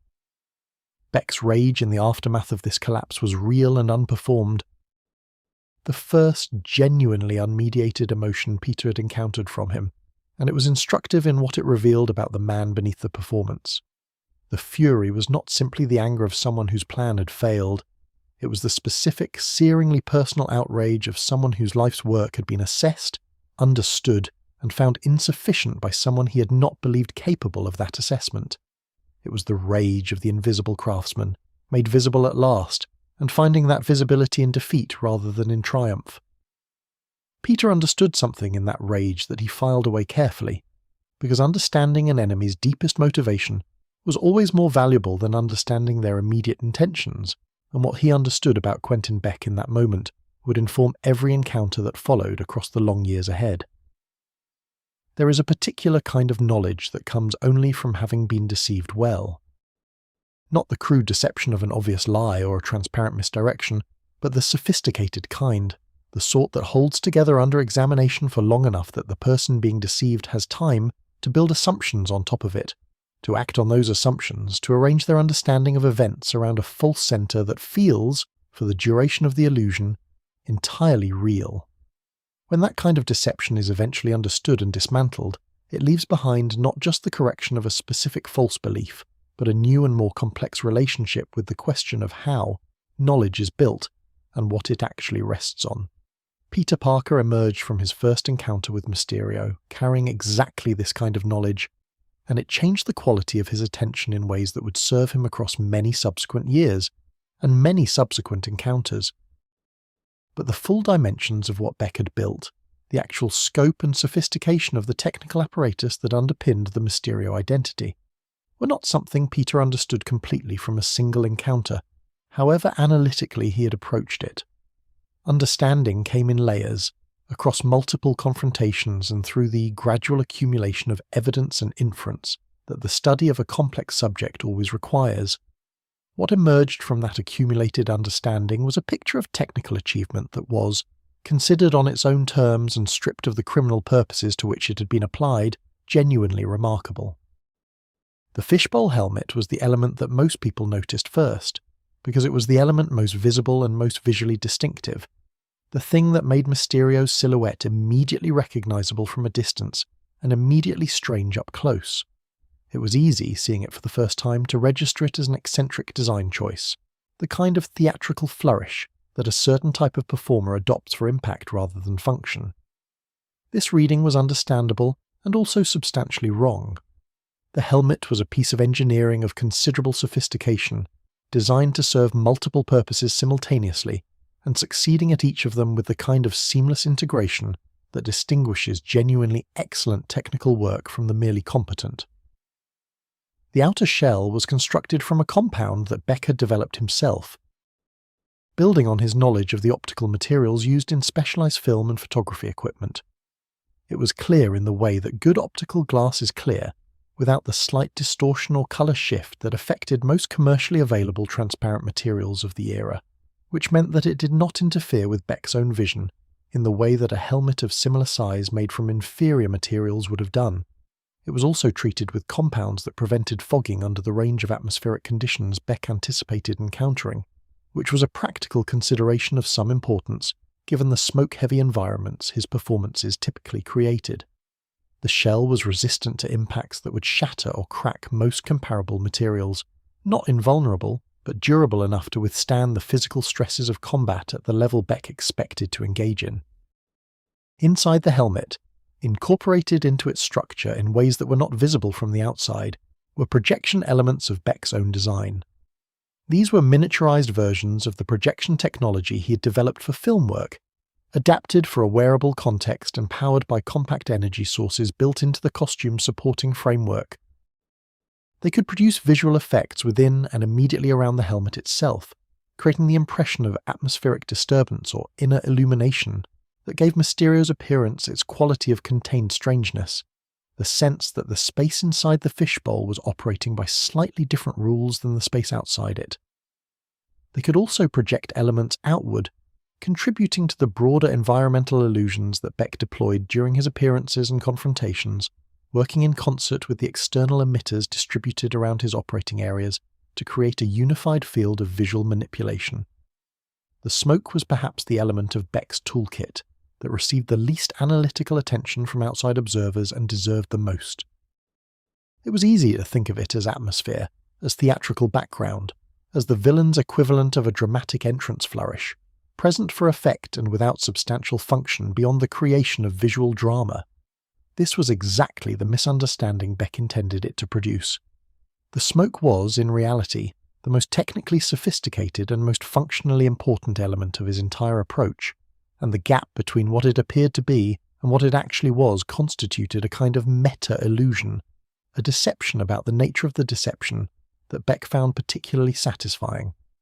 He had spent years developing smoke compounds for cinema that behaved in precisely specified ways under precisely specified conditions, that dispersed at controlled rates, maintained consistent density across specific areas, and responded predictably to air movement and temperature variation. For Mysterio, he had taken this existing expertise in entirely new directions. The base compounds used for visual obscuration were refined versions of his filmwork formulas, producing smoke of specific colours and densities calibrated for their visual impact in outdoor environments under various lighting conditions. But layered through these base compounds were additional chemical agents whose effects went considerably beyond simple obscuration. Some of these agents targeted the human visual system at the neurological level, producing subtle interference in the processing of depth and distance information that made the three-dimensional environment inside the smoke field slightly harder for the brain to accurately model. The effect was not dramatic enough to be noticed as a symptom of chemical exposure. It registered, if it registered at all, as the normal visual difficulty of operating in reduced visibility, as the eye's natural struggle with an environment where contrast and reference points were reduced. But it introduced imprecision into spatial judgment that was, for someone engaged in physical combat inside the smoke field, consequential. Strikes landed slightly off target. Movement was calibrated to distances that were slightly wrong. The accumulating effect of many small errors of this kind was a degradation of physical effectiveness that was real and significant even if its chemical cause was invisible. Other agents worked more directly on memory formation and confidence in perceptual experience, producing the quality of recollection that Peter had identified in the witness accounts, the confident but slightly imprecise certainty that served well as testimony but could not withstand detailed analytical scrutiny. Beck had developed these compounds with an understanding of human neuroscience that was self-taught but impressively thorough, the product of years of reading in fields that touched on the mechanics of perception and the chemistry of neurological function. He understood which neurotransmitters were involved in memory consolidation, which chemical interventions could influence their activity in ways that produced the specific quality of recall he needed, and how to incorporate those interventions into a delivery system that could be deployed in open-air environments without the controlled conditions that laboratory use of similar compounds would require. The mechanical systems that allowed Beck to simulate Spider-Man's web-slinging and wall-crawling were engineering achievements of a different character, more conventional in their underlying principles, but no less impressive in their specific execution. The web simulators were gas-propelled projectile systems built into the costume's gauntlets, firing lines of a cable material Beck had developed that possessed the right combination of tensile strength, flexibility, and visual appearance to pass as Spider-Man's organic webbing at the distances from which witnesses would observe it. The attachment mechanism at the end of each line incorporated a rapid bonding adhesive compound that could fix to most common urban surfaces: stone, concrete, glass, metal, with enough strength to support Beck's weight for the brief periods needed to create a convincing impression of web-assisted movement. The wall-crawling simulation used a different approach, applying to gloves and boot soles a compound that functioned through a mechanism Beck had derived from studying biological adhesion systems, Not the same mechanism as Peter's actual ability, but achieving a functionally similar result for the limited purposes required. It was not sufficient for the sustained, versatile, any surface adhesion that Peter's powers provided. It worked on smooth surfaces better than rough ones, required a specific quality of contact to achieve full adhesion, and imposed constraints on the speed and angle of movement that the real thing did not. But for the brief, visible moments of wall contact that the performance required, it was more than adequate, and Beck had designed his performances around its specific capabilities and limitations rather than attempting to disguise them. What unified all of these elements and elevated them above the sum of their technical parts was the theatrical intelligence Beck brought to their deployment. He understood that any individual element of his toolkit, examined in isolation, was potentially vulnerable to the kind of analytical attention that might identify it as artificial. The smoke compound could be analysed. The mechanical web systems could be distinguished from organic ones by someone with the right knowledge and the right angle of observation. The projection technology, examined closely enough, would reveal itself as technology. The power of the Mysterio approach lay not in the invulnerability of any single element, but in the way they worked together, each one supporting and reinforcing the others, creating an environment in which the analytical attention required to penetrate any single layer of the illusion was itself being disrupted by the operation of the other layers simultaneously. This was the thinking of a director as much as an engineer. Beck approached each Mysterio appearance as a designed experience, considering the sequence in which elements would be encountered, the way each component prepared the audience for the next, the cumulative effect of the whole on the perceptual and cognitive state of the people he was performing for. He thought about sightlines and timing and pacing with the instincts of someone who had spent years thinking about exactly these things in a professional context, and he brought to criminal performance the same standard of craft he had applied to legitimate work, which was the standard of someone for whom adequate was simply not a category that existed. There was something in this, considered at sufficient remove from the harm it caused, that spoke to a genuine artistic seriousness. Beck did not cut corners. He did not accept solutions that were good enough when better solutions were available with more work. He revised and refined and tested and revised again, bringing to each new iteration of his methods the critical attention of a craftsman whose standards were internal rather than external, determined not by what would satisfy others, but by what satisfied him. This quality of dedication, directed toward legitimate ends, would have produced work of genuine distinction. Directed toward the ends he had chosen, it produced instead an adversary of unusual sophistication, one whose capabilities could not be adequately assessed from a single encounter, and whose methods could not be countered by any approach that did not take seriously the full depth and range of what he had built. Peter came to understand all of this across the months and years that followed his first Mysterio encounter, adding to his knowledge with each subsequent confrontation and each new examination of the evidence those confrontations produced. The understanding did not make facing Mysterio easier exactly. If anything, knowing more about the sophistication of what Beck had constructed made each encounter more demanding, because it foreclosed the comfortable assumption that a given technique, once countered, was countered permanently. Beck adapted. He refined. He learned from each failure with the same analytical seriousness that Peter brought to learning from each encounter, and the result was a rivalry that was, in its intellectual texture, unlike most of what the Rogues Gallery offered. Not a test of strength or endurance or will, but an ongoing, escalating contest between two people who both understood, at a level the other would have recognized, that the most important battlefield was always the one inside the mind. The question of how a person with Quentin Beck's particular relationship to collaboration manages to become part of a team is one that requires some understanding of the specific circumstances that make ordinarily unlikely things happen. Beck was not, by nature or by preference, a person who worked well with others in the conventional sense.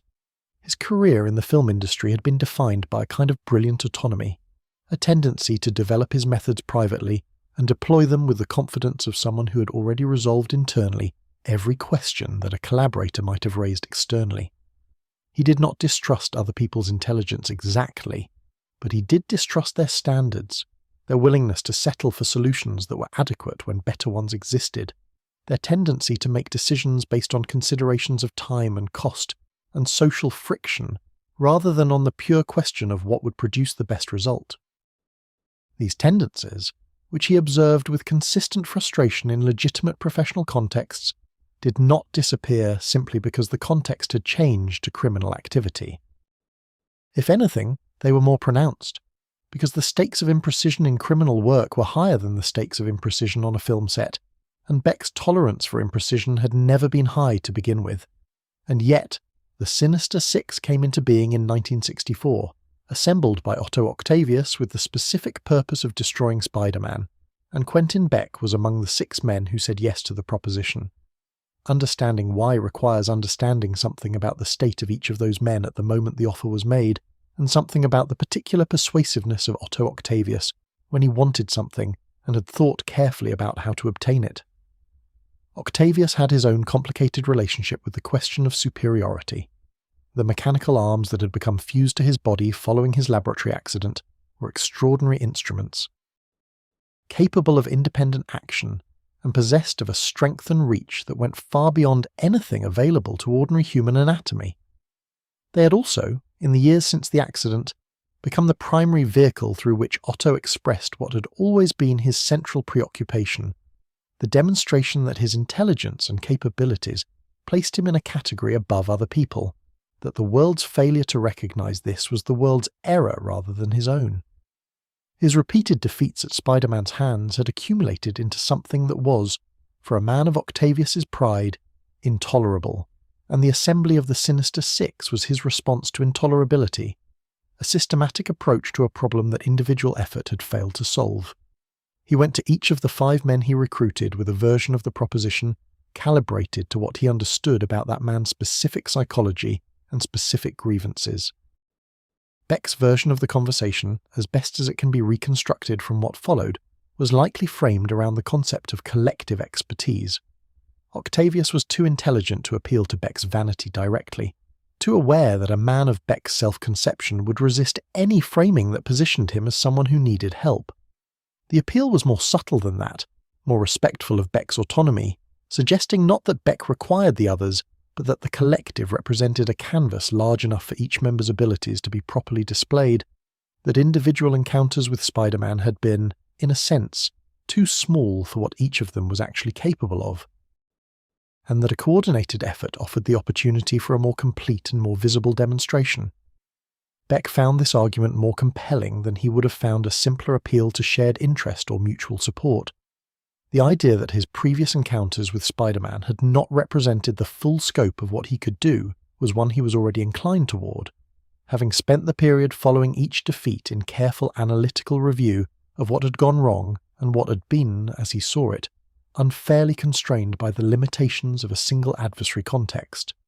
The Sinister Six offered the possibility of a larger stage, and larger stages were something Beck had spent his entire life wanting. The other 4 members brought their own energies and their own grievances to the alliance.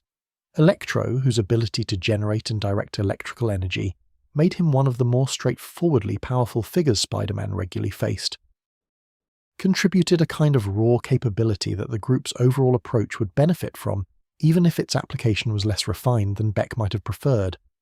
Kraven the Hunter brought the particular menace of someone who understood physical pursuit and predatory strategy with a depth that went beyond simple strength or speed, whose methods drew on years of experience tracking genuinely dangerous quarry in conditions that demanded both physical and psychological sophistication. Sandman's ability to transform his body into a shifting, reforming mass of sand particles created defensive and offensive possibilities that conventional physical attacks could not easily address. Vulture's aerial capability and the speed it provided added a dimension to the group's tactical range that made containing Spider-Man within any single zone of engagement considerably more difficult. What the 6 men shared, beyond their specific powers and capabilities, was a history of individual defeat at Spider-Man's hands and the particular motivational chemistry that defeat produces in people who believe, at a fundamental level, that defeat is not something that should happen to them. This shared experience did not create warmth or genuine solidarity among them. It would be inaccurate to describe the Sinister Six as a group bound by anything resembling camaraderie or mutual affection. They were 6 people with converging interests and diverging personalities, held together by the specific gravity of a shared objective rather than by any quality of relationship that would survive the achievement or permanent failure of that objective. Beck's experience of the group dynamic was coloured from the beginning by his awareness of how much his own contribution differed in kind from that of the others. The physical powers that most of his colleagues possessed were impressive in their way, direct and legible, and requiring no particular sophistication on the part of an observer to appreciate. Beck's contribution was different in character, less immediately visible, dependent for its full appreciation on an understanding of the technical complexity underlying it, that most people, including most of his fellow Sinister Six members, did not possess. This was a familiar condition for him, the frustration of expertise that could not be adequately assessed from outside, and it contributed to a dynamic within the group that was, for Beck, simultaneously professionally unsatisfying and personally illuminating in ways he was still processing. Octavius had designed the scheme with the kind of systematic thoroughness that his intelligence and his mechanical precision made natural to him. Spiderman would face each member of the Sinister Six in sequence, one at a time, in locations and conditions chosen to favour each villain's specific capabilities. The cumulative physical and psychological toll of 6 consecutive confrontations, each demanding different responses and different adaptations, would degrade the hero's effectiveness progressively, until the final encounter found him too depleted to mount adequate resistance. It was a plan that demonstrated Octavius's understanding of attrition as a strategic principle, and his willingness to subordinate immediate satisfaction to the logic of a longer game. Beck's position in the sequence was neither first nor last, a placement that reflected Octavius's assessment of where the psychological disruption of Mysterio's methods would be most usefully deployed after Spider-Man had already absorbed some physical punishment, but before the final confrontations that would require the most direct and sustained physical engagement. The location chosen for Beck's segment of the scheme was a film studio, a selection that carried a note of deliberate irony that Beck appreciated more than he let show in the company he was keeping. The controlled environment of a studio space offered him the opportunity to pre-position his emitters and gas dispersal systems with a thoroughness that outdoor locations did not typically allow, creating what was, from a technical standpoint, the most comprehensively prepared Mysterio environment he had yet constructed.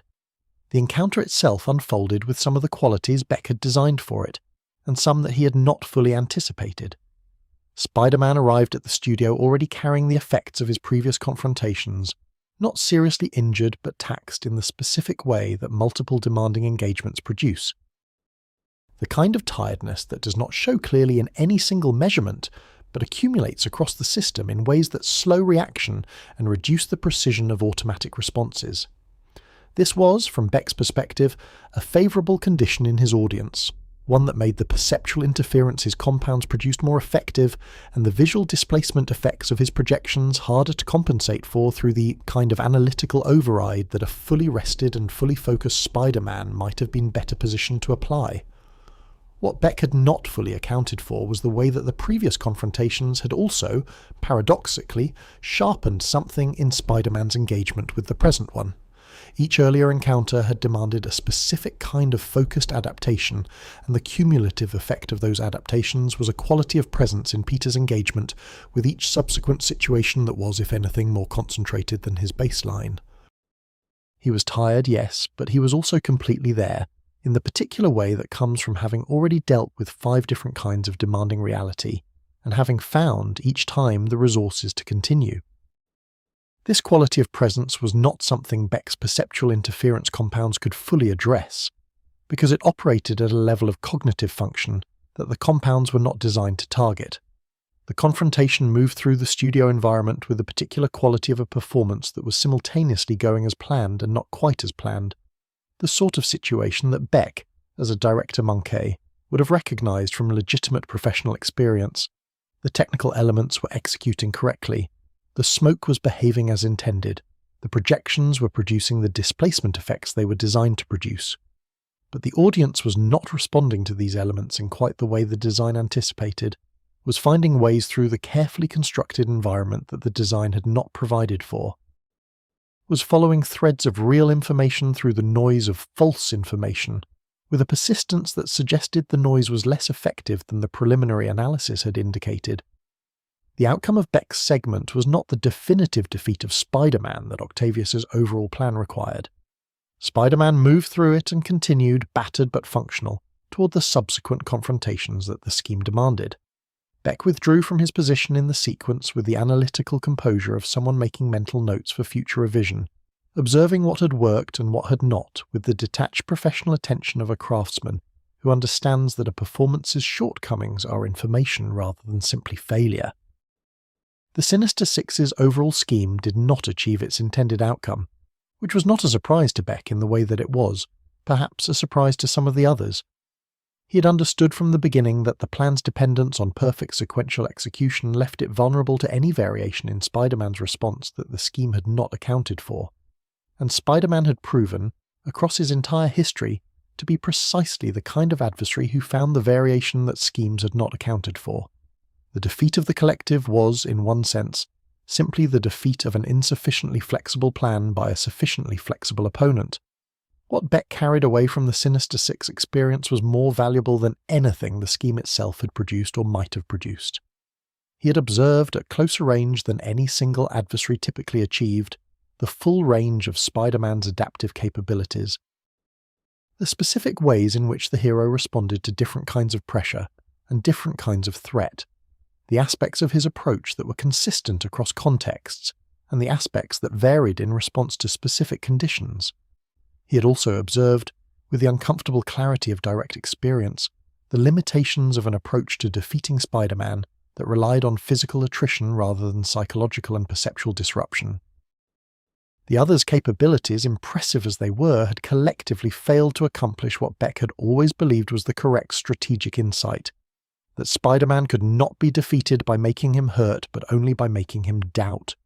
He filed all of this away with the careful organization of someone who understood that information gathered in defeat could be more useful than information gathered in victory, because defeat revealed the gaps in your own understanding in ways that victory obscured. The Sinister Six would reassemble in various configurations across subsequent years, and Beck would participate in some of those reassemblies with the pragmatic willingness of someone who recognized that collective action had its uses even when it also had its frustrations. But he would never again mistake the collective for a substitute for the individual understanding that he believed was the only real path to what he wanted, which was not simply Spider-Man's defeat, but Spider-Man's complete and permanent psychological dismantling, accomplished by Quentin Beck's specific genius and no one else's. There is a particular rhythm to the careers of people who refuse to accept that a thing is finished simply because it has failed. Beck left the Sinister Six experience carrying his observations and his analytical notes and his revised understanding of what had not worked and why, and he returned to the private discipline of his workshop with the focus of someone who has been given, through the specific education of failure, a clearer picture of what the next attempt needs to be. This was not a new experience for him.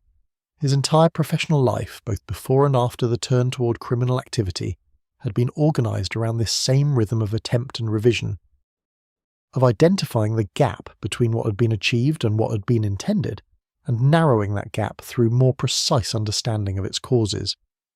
The difference was that in the film industry, this rhythm had produced excellent work that received inadequate recognition.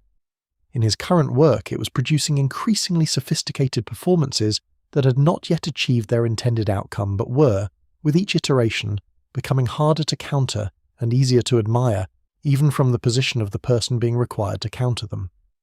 The late 1960s and into the 1970s represented a sustained period of this rhythmic development, a sequence of schemes and encounters and imprisonments and returns that traced, across its full length, the arc of a craftsman deepening his mastery through accumulated experience.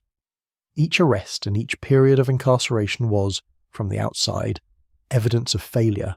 From inside Beck's experience of it was closer to an enforced retreat, a period of involuntary contemplation that the demands of active performance had not previously allowed.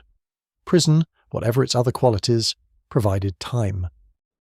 Long, uninterrupted stretches of it, during which a mind like Beck's, unable to perform, would turn its full attention to analysis and planning with a thoroughness that the busier rhythms of life outside did not easily permit. He was not a person who experienced incarceration with the passive resignation of someone who has accepted a consequence and is simply enduring it. He experienced it as a problem to be worked on, a condition to be understood, and eventually resolved through the application of the same methodical intelligence he brought to technical challenges. He read extensively during his periods of imprisonment, pursuing lines of inquiry that had been opened by his practical work, and that formal incarceration gave him time to follow to their proper conclusions. He developed new formulas in theory, working through the chemistry on paper with the disciplined abstraction of someone who had enough practical experience that theoretical development was not merely academic, but was genuine preparation for eventual application. He revised his understanding of what had gone wrong in each previous encounter, with the specific clarity available only to someone who has had sufficient time and sufficient quiet to examine events without the distorting pressure of immediate circumstances. The scheme he developed following his first extended period of imprisonment demonstrated the evolution in his thinking with considerable clarity. Where his initial approaches to Spider-Man had been primarily concerned with reputation, with the construction of a false narrative about the hero's criminal nature designed to undermine public trust, the revised approach showed a more nuanced understanding of where Spider-Man's actual vulnerabilities lay. The first frame-up scheme had targeted Spider-Man's public standing. The new thinking targeted something more fundamental: the hero's relationship with his own perceptual experience, his confidence in the reliability of what his senses told him about the world. This shift represented a significant deepening of Beck's strategic thinking, a move from the external to the internal, from attacking how others saw Spider-Man to attacking how Spider-Man saw himself. The technical developments that supported this revised strategic direction required Beck to extend his expertise into areas he had not previously explored in depth. The chemical compounds he had used for perceptual interference in his early work had been relatively blunt instruments, effective for producing the specific quality of witness recollection he needed, but not sufficiently refined for the more targeted psychological manipulation his new approach required. He spent considerable time during his post-imprisonment period developing compounds of greater specificity, agents that could be calibrated to affect particular aspects of perceptual and cognitive function, rather than producing general interference across multiple systems simultaneously. The goal was not to make Spider-Man unable to function, but to introduce precisely targeted doubts into specific aspects of his experience, to create in the mind of someone who relied heavily on his spider sense a carefully managed uncertainty about whether that sense was providing accurate information. The projection technology also underwent significant revision during this period. The systems he had used initially were capable of producing convincing visual effects in the specific environments he had prepared for them, but they were not sufficiently adaptable to the variability of real-world conditions, and they required more preparation time than subsequent encounters with Spider-Man were likely to allow. Beck developed more compact and more versatile projection emitters that could be deployed more quickly and that produced more consistent results across a wider range of environmental conditions. He also developed more sophisticated control systems that allowed the projections to respond more dynamically to the actions of their targets, creating visual environments that adapted to movement rather than remaining static. The appearances that followed his return from imprisonment reflected these developments in ways that were apparent to Spider-Man even when the specific technical advances were not immediately identifiable. The perceptual environment that Mysterio created in these later encounters was more complex and more responsive than what Peter had faced in the initial confrontations, harder to navigate with the countermeasures he had developed for earlier versions of the same basic approach.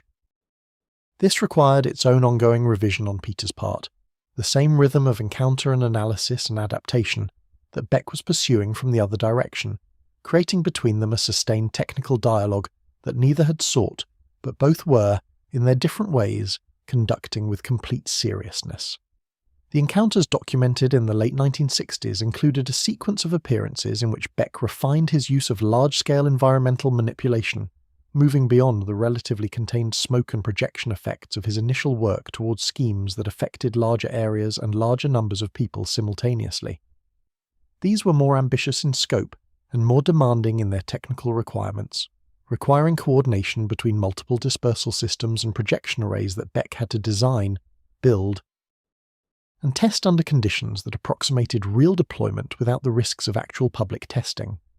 The engineering challenges were considerable, and the solutions Beck developed for them demonstrated an ingenuity that went beyond anything his film work had required of him, because film work had always allowed for retakes and the revision of unsatisfactory results, while criminal performance allowed neither. The specific content of these schemes varied in their surface details while remaining consistent in their underlying logic. Beck was always, in each new variation, pursuing the same fundamental goal, which was the permanent establishment of his superiority over Spider-Man in terms that would be visible and unambiguous to an appropriate audience. The particular shape of any given scheme was determined by the technical capabilities he had most recently developed, and by his current analysis of where Spider-Man's defenses were most susceptible to penetration. He was not an impulsive planner. Each scheme, however it appeared from outside, was the product of extended deliberation and careful preparation, chosen from among several alternatives because its specific design offered the best available combination of achievability and impact. The periods between his appearances during this era were not, from Spider-Man's perspective, periods of respite exactly. Peter remained aware, across the years of Mysterio's recurring presence in his adversarial landscape, that periods of apparent absence did not indicate permanent resolution.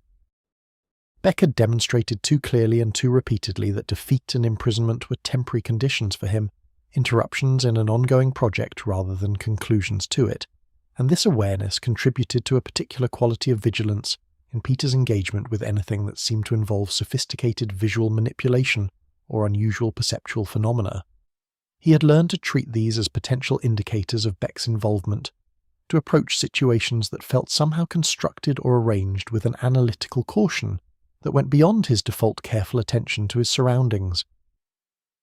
The humiliations of repeated capture and imprisonment did something to Beck that was worth understanding, because the effect was not what a casual observer might have expected. Repeated failure does not affect all people in the same way. Some people are broken by it, their confidence in their own abilities gradually eroded by the accumulation of evidence that those abilities are not sufficient for the goals they have set. Others are merely redirected by it, their investment in any particular approach diminishing as evidence of its inadequacy accumulates, freeing them to invest in different approaches with the same initial enthusiasm. Beck was neither of these. He was the third type, perhaps the rarest, in whom repeated failure produced neither erosion nor redirection, but a kind of distillation, a burning away of the elements of his approach that were insufficiently precise or insufficiently committed, leaving something harder and more concentrated and more completely devoted to the specific goal that the failure had failed to achieve. What the years of attempt and revision and imprisonment and return produced in Quentin Beck was not simply a more sophisticated version of his original approach, though it was certainly that. It produced a more complete and more honest understanding of what he was actually after and why, stripped of the self-protective framings he had initially applied to his motivations and reduced to something clearer and more uncomfortable. He wanted to be recognized as exceptional by the most demanding audience available to him, which was Spider-Man himself, and he wanted that recognition to come not through Spider-Man's willing acknowledgement, but through Spider-Man's complete inability to continue denying it, through a defeat so thorough and so technically perfect that no other conclusion was available. This was the goal that all the schemes and all the revisions were ultimately aimed at, and understanding it clearly without the softening interpretations he had previously applied to it was itself a kind of progress, even if it was progress of a painful sort. The Peter Parker who engaged with Mysterio across this extended period was also changing, deepening in his understanding of the specific challenge Beck represented and more precisely calibrated in his responses to it.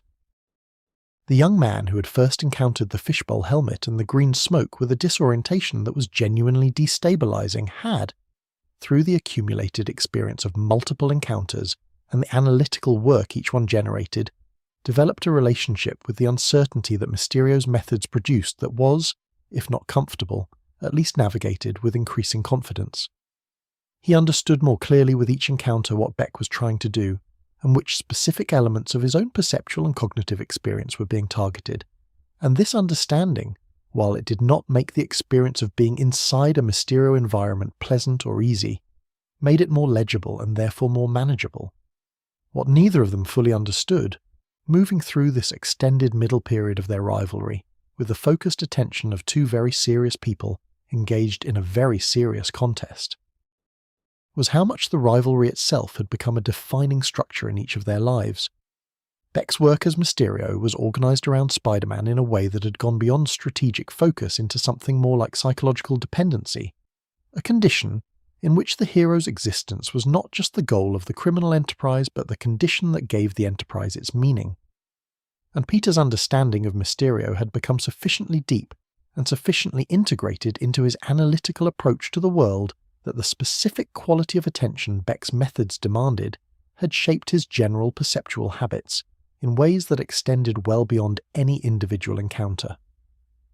The web between them was not made of chemicals or cables or projected light. It was made of the accumulated weight of years of engagement, of the specific knowledge each had developed of the other through the sustained intimacy of opposition, of the way that understanding an adversary deeply enough eventually produces something that is not friendship and not respect exactly, but is not entirely unlike either. It was the bond of two people who had tested each other seriously and repeatedly, and who had, through that testing, come to know something about each other that no one else knew, earned through the specific currency of genuine, sustained, uncompromising conflict. And so the smoke settles, as it always does, and what remains when the last illusion dissolves is simply this. Two people, each shaped by what they needed and what they believed, each reaching for something that the world had not made easy to find, each teaching the other, through the long and patient grammar of conflict, something about the nature of truth and the cost of refusing to see it clearly. There is something quietly hopeful in that, in the idea that even opposition, even the sustained friction of two lives moving against each other across many years, can produce understanding, that the world seen through smoke and mirrors is still the world, and that somewhere beneath every illusion, however carefully constructed, the real thing waits with the simple patience of something that does not need to announce itself. If these stories have accompanied you into rest before, we hope you will stay with us for the ones still to come. There are many more nights and many more tales waiting quietly in the dark, and we are grateful for your company in them. Let the city outside grow distant now. Let the webs and the smoke and the long rivalry between truth and illusion drift slowly beyond the reach of waking thought. You have followed the story faithfully, and the story is complete. Rest now. Everything is still. Sleep well.